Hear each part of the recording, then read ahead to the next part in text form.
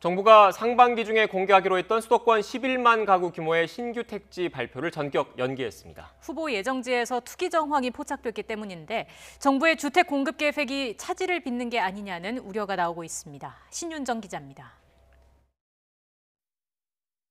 4월 말 추가적인 신규 택지에 대한 발표, 구속 절차를 속도감 있게 진행해 나갈 계획입니다. 정부가 이사 대책에서 밝힌 25만 가구 규모의 신규 공공택지 공급 계획에 차질이 발생했습니다. 수도권 물량 18만 가구 가운데 지난 2월 발표된 광명 시흥지구 7만 가구를 제외한 나머지 11만 가구를 공급할 택지 지정이 전격 연기된 겁니다. 후보지들을 사전 조사해보니 특정 시점의 거래량과 외지인, 지분 거래 비중 등이 과도하게 높아지는 이상 거래가 상당수 포착됐기 때문입니다. 특정 시점의 거래량이 2배 내지 4배 증가하였고 외지인 거래가 전체 거래의 절반에 달하는 입지도 있었습니다. 전체 거래 중 지분 거래 비중도 일부 후보지는 시기에 따라 80% 수준까지 높아지고 정부는 경찰 수사 등을 통해 투기 행위를 색출하고 투기 근절 법안 등이 마련된 뒤 택지 지정 여부를 결정하기로 해 발표는 하반기로 연기될 전망입니다.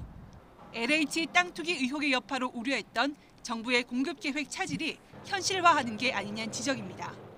그 물량을 이제 지금 순차적으로 공급하는 과정에서 차질이 생길 가능성이 높습니다.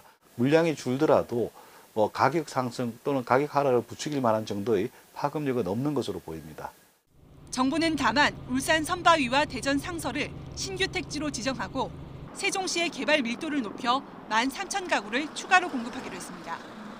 이와 함께 노후한 빌라촌 등을 소규모로 개발하는 주택정비관리지역 후보지 20곳도 선정됐습니다.